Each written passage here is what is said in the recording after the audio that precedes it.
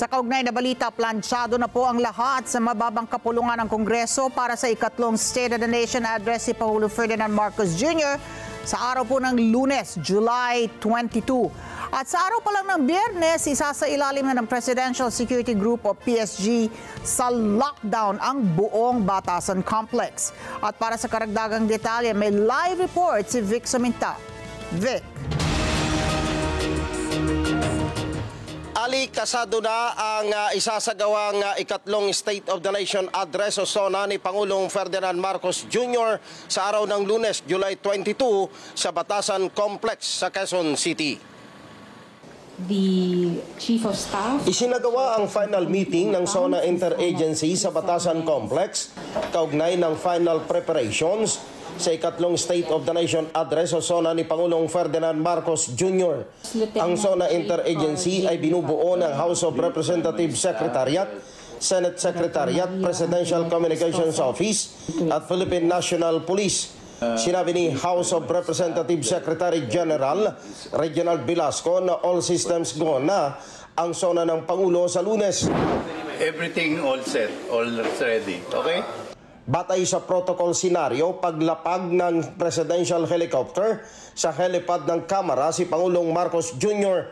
ay sasalubungin ni na House Speaker Martin Romualdez at Senate President Jesus Codero kasamang welcoming committee ng Kamara at Senado. Pagkatapos ay pupuntang Pangulo sa Legislators Executive Lounge na magsisilbing holding area bago pumasok sa plenaryo upang i-deliver ang kanyang SONA message kasabay ng third and final joint regular session ng 19th Congress.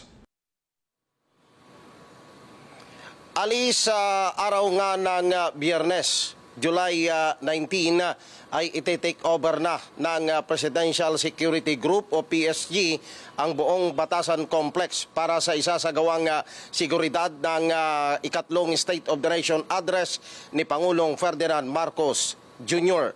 Muli itong bubuksan sa araw na ng Lunes, sa mismong araw na ng SONA ng Pangulo. Balik sa inyo, Ali.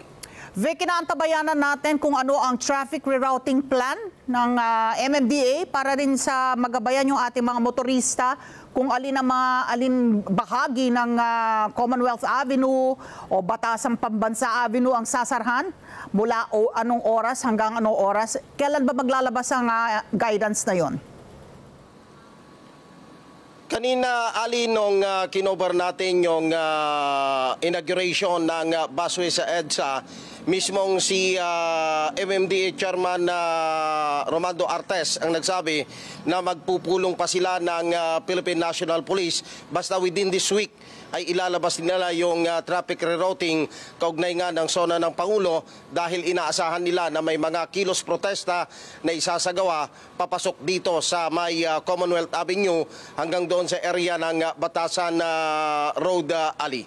Oo, parang pagkatapos lamang nung attempt kay former President Donald Trump, meron bang balita na talagang maigting na paghihigpit ng seguridad sa darating na SONA? Asahan na, Ali, dahil kanina tinatanong namin si Secretary General Reginald Velasco, basta ang sabi lang niya sa amin, tinitiyak ng Kamara na safe ang Pangulo at lahat ng dadalo sa ikatlong SONA, Ali. Okay, maraming salamat, Vic Samintak. Maraming salamat sa inyo pong pagsubaybay sa Mata ng Agila Primetime.